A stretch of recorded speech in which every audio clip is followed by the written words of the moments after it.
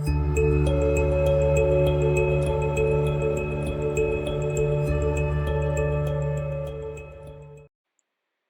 evening, and thank you for joining me. It is Tuesday, and we've been talking about mental health.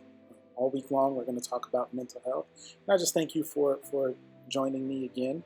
If you haven't seen the previous ones, go back in the feed, and you can see what we talked about previously. We had an overview of mental health sermon on Sunday, and then yesterday we talked about rest. And tonight, I want to talk to you about the stigma that is attached to mental health. When I was growing up, we only identified mental disorders. And so there are some people my intent is not to offend anyone. I hope, I don't. We had some people that the church would say, well, they're a little different. We had some people that people would say, well, they're a little slow. And what that meant was that they had a mental disorder or disability. But for everyone else, they were regular people. And we treated the people who had a mental disorder or disability as irregular. And I think our society, and even our church, is realizing everyone is susceptible to mental breakdown. Everyone is susceptible to mental health events because we live in a broken world. And so all of these things can compile on us. And we're also dealing with spiritual warfare that will feed us thoughts that aren't even our own thoughts, but will feed us thoughts. Oftentimes people with depression, for example, will describe it as a cloud over them. Everything is negative. They lose interest in things. They're not even their own, but yet these thoughts are inhabiting their brains and their minds, and it's what they're thinking about. And so it's always a shock when we see someone take their own life. It's always a shock when we find out someone was in the hospital. Even if they go to the hospital, they keep it hush hush about what they went to the hospital for. Like you just assume that they're sick. Like, oh, what was wrong with them? And they don't say, well, I had a mental breakdown. I had one. I was in the hospital for several days, and I know I was afraid to call my job and tell them I am having a mental breakdown. Let's call it what it is, a mental breakdown. To the point that I didn't want to live.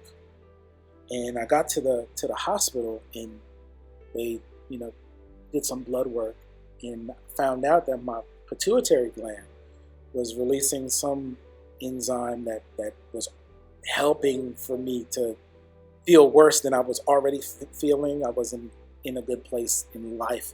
I would say the trajectory of my life was going very different than I expected it to go, that I wanted it to go, that I felt like God was ordaining me to go. And it was hard for me to deal with. And then on top of me being in the mental thought process, the stress and the agony of that, my body started reacting to it to make me feel even worse. So I went from feeling sad to wanting to kill myself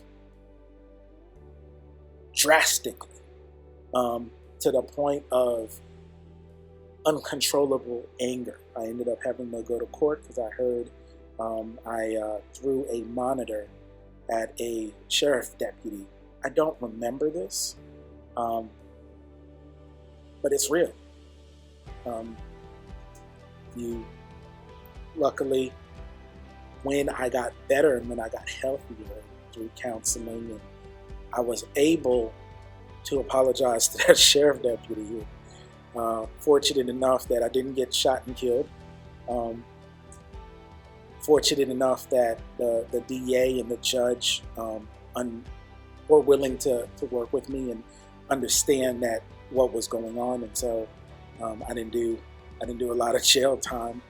They arrested me that night, but then they had me go to a mental health facility, and where I was able to be treated.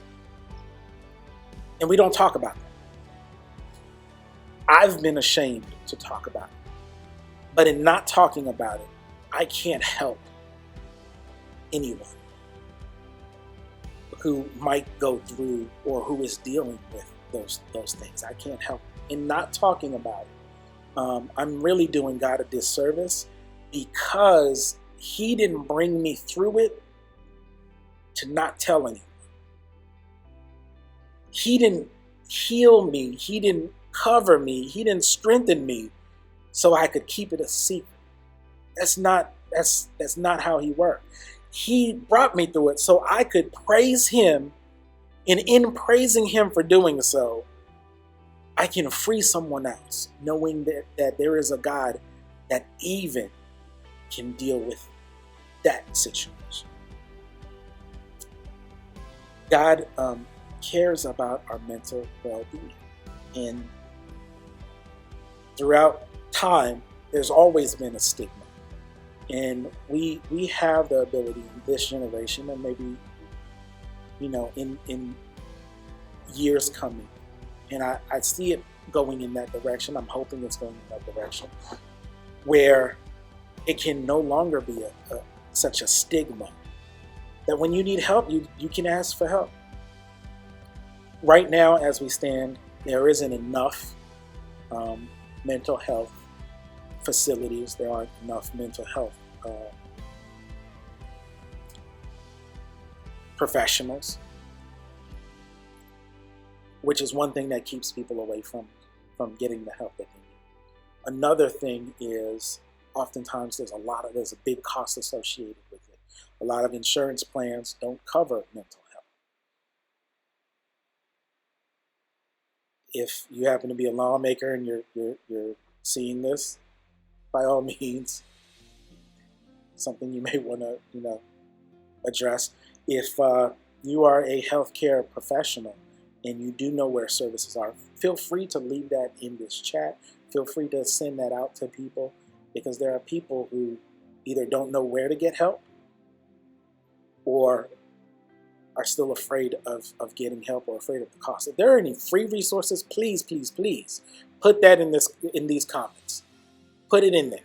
I don't know when people are going to see this, but put it in there so that we people can get help. I was certainly fortunate. I want to read to you a passage, Mark 20. Then he went home, and the crowd gathered again, so that they could not even eat. When his family heard it, they went out to seize him, for they were saying, "He is out of his mind." And the scribes who came down from Jerusalem were saying, "He is possessed by Beelzebub, and by the prince of the demons he cast out the demons." So you see there, even Jesus was said to be out of his mind. He's casting out demons and helping people, and people are like, he's out of his mind. The stigma has always been there. And unless we make it acceptable, number one, as a church, and not just friendship, just as a Christian community, until we make it acceptable that people can ask for help, number one, and number two, that we're willing to talk about the time that we needed help, the stigma is not going to go away. We are all susceptible to mental events and mental breakdowns. And then some of us get to the point of having mental disorders and mental illnesses. And it's not that there is no help available. Sometimes there isn't enough help available. Sometimes we don't know where the help is available. Sometimes there's just a fear of being judged. And then sometimes we we have the old mentality of just pick yourself up by your bootstraps. Not everybody can. So I want to continue this conversation. What can we do to get rid of the stigma? If Jesus was called crazy, who am I? And if I am going through a mental event, who am I to not get help? Like, subscribe, post, repost. Let's have this conversation. Feel free to message in the comments. And God bless you. We'll see you tomorrow.